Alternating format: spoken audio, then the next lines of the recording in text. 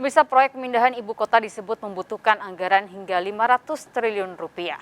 Pemerintah diingatkan agar bijak mengalokasikan anggaran terlebih di saat masyarakat membutuhkan dana pemulihan ekonomi akibat pandemi. Lantas mengapa pemerintah tetap gigih mewujudkan ibu kota baru? Berikut liputan tim Delik dalam Ilusi Kota Nusantara.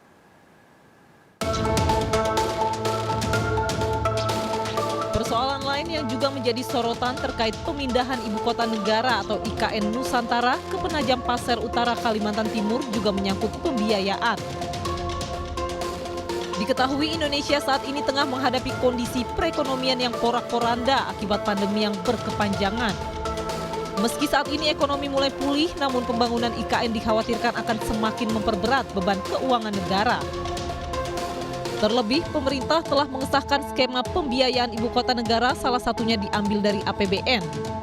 Di mana dari total anggaran yang dibutuhkan sekitar 466 triliun rupiah, 20%-nya merupakan dana APBN.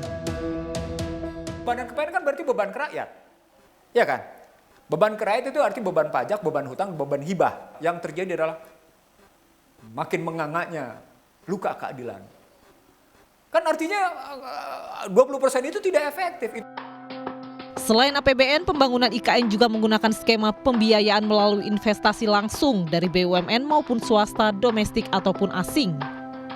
Hal ini disebabkan oleh keterbatasan anggaran dan defisit keuangan yang cukup tinggi akibat terkurasnya pembiayaan di sektor kesehatan seperti program bansos pandemi dan program vaksinasi COVID-19.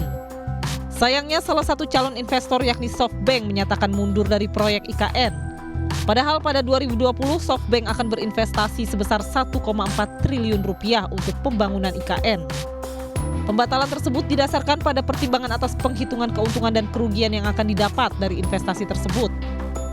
Bukan hanya SoftBank, saya kira Arab Saudi, Muhammad bin Salman dan Unit Emirat Arab lebih baik bicara dengan SoftBank yang jelas-jelas memberikan keuntungan dengan tidak perlu punya resiko daripada ada melaksanakan sebuah pekerjaan yang ditentang oleh rakyatnya gitu.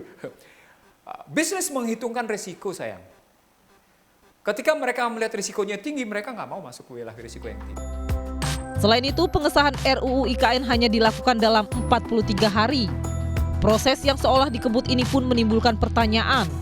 Mengapa menggodok aturan bagi proyek sebesar IKN dilakukan secara mendadak dan tergesa-gesa? Tak heran jika muncul petisi penolakan atas proyek ibu kota negara Nusantara. Sebetulnya dalam mekanisme formal pembentukan undang-undang, kalau kita lihat di persyaratannya, ya kan harus punya naskah akademik, harus dibuka ke publik, didiskusikan dengan meminta masukan para pakar dan lain sebagainya. Ada mekanisme untuk dengar pendapat di DPR dari masukan-masukan masyarakat dan tokoh-tokoh masyarakat.